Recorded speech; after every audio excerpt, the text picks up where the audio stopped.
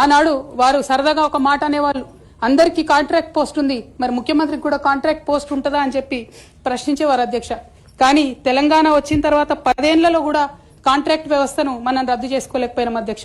రాజకీయ పార్టీలు ఏవైనా కూడా ప్రజలకు ఒక దిక్సూచిగా నిలవాలి అధ్యక్ష, ప్రజలకు ఒక దారిదీపంగా నిలవాలి.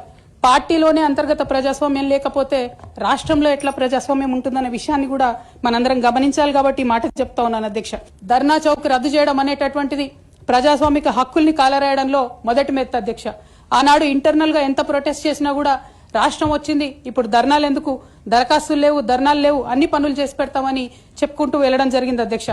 అట్లానే రైతులకు జరిగినటువంటి అక్రమ అరెస్టులు అధ్యక్ష, ఇవాళ ఒక్కొక్క దగ్గర నుంచి రైతులు మాట్లాడుతూ ఉంటే బాధ తట్టుకోలేకపోతున్నాం అధ్యక్ష. అదేవిధంగా పార్టీలో జరుగుతున్నటువంటి అవినీతి అధ్యక్ష, ప్రభుత్వంలో జరుగుతున్నటువంటి అవినీతిని ఎప్పటికప్పుడు నేను వారి దృష్టికి తీసుకెళ్లడం జరిగింది అధ్యక్ష.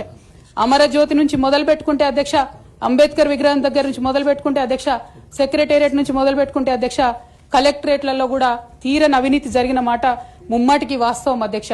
దీనికి పెద్ద ఉదాహరణలు సిద్దిపేట, సిరిసిల్లలో కట్టినటువంటి కలెక్టరేట్లు 2 వచ్చినటువంటి మొదటి వర్షానికే 2 కూడా మునిగిపోయినాయి అధ్యక్ష. ఆ విజువల్స్ అందరం కూడా మనం చూడడం జరిగింది. ఇక సిద్దిపేటలో, సిరిసిల్లలో కట్టిన కలెక్టరేట్లకే దిక్కు లేకపోతే మొత్తం రాష్ట్రంలో కట్టినటువంటి అన్ని బిల్డింగ్లు ఎట్లుంటాయన్న విషయాన్ని కూడా ఒకసారి తెలంగాణ ప్రజలు ఆలోచించుకోవాలి అధ్యక్ష. అధ్యక్ష, ఉద్యమకారుల విషయంలో తీరని నిర్లక్ష్యం గురైంది అధ్యక్ష. అనేక సందర్భాల్లో నేను పార్టీ నాయకులని, పెద్ద నాయకులను కూడా అనేక సందర్భాల్లో అడిగిన అధ్యక్ష.